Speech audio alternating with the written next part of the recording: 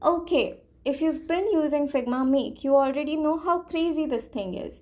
You type in a prompt, hit generate, and suddenly you have an entire interface. Like, okay, Figma, calm down. But there's one problem, the credits. If you're constantly regenerating and changing the prompts to get the results you want, these credits can disappear pretty quickly. So today, I'm going to show you the 6-step workflow for creating a strong Figma Make prompt before I even open Figma. Let's get into it. I'm using a dog walking app because it's a classic UX project that most of the designers have probably come across before. It's simple, relatable, and perfect for showing how this workflow can work for any product idea.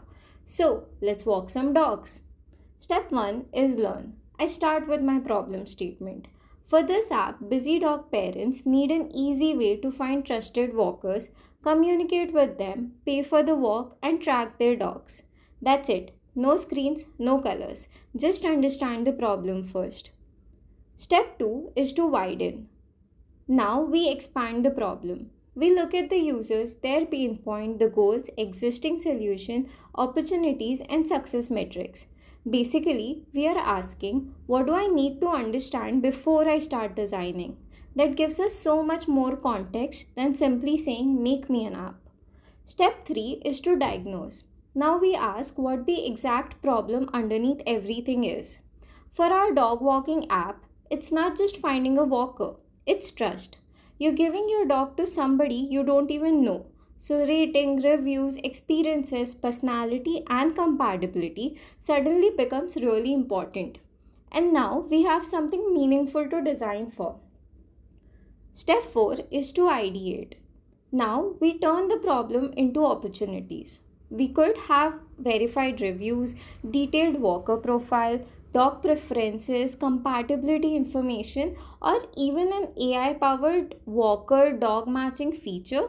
So instead of randomly asking AI to invent features, we are using the actual user problem to drive our ideas. Step 5 is brief. Now we bring everything together into product blueprint. We define the target users, problems, key personas, main user flow, screens, important data, and success metrics. Basically, we are turning all the messy thinking into something structured. And this is what makes our final Figma Make prompt much stronger. Now, step 6 is to build. Now we have everything we need. We have the problem, the users, insights, features, flows, and screens. So I asked ChatGPT to take everything we have created and turn it into one structured Figma Make prompt. Then I copy it, open Figma Make, paste, and generate.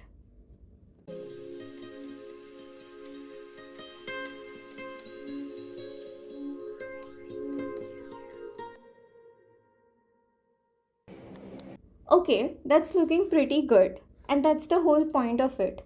We did not make Figma Make figure out the product for us. We did the thinking first and then asked Figma Make to build it. And here is the best part.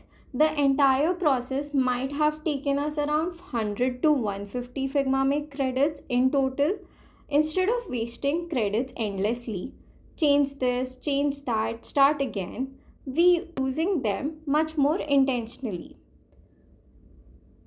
So remember the workflow. Learn, widen, diagnose, ideate, brief, and build. Don't start with Figma Make, start with thinking. I'll leave the prompts I used in the description so you can try the workflow yourself and let me know what app I should build next. I'll see you in the next one.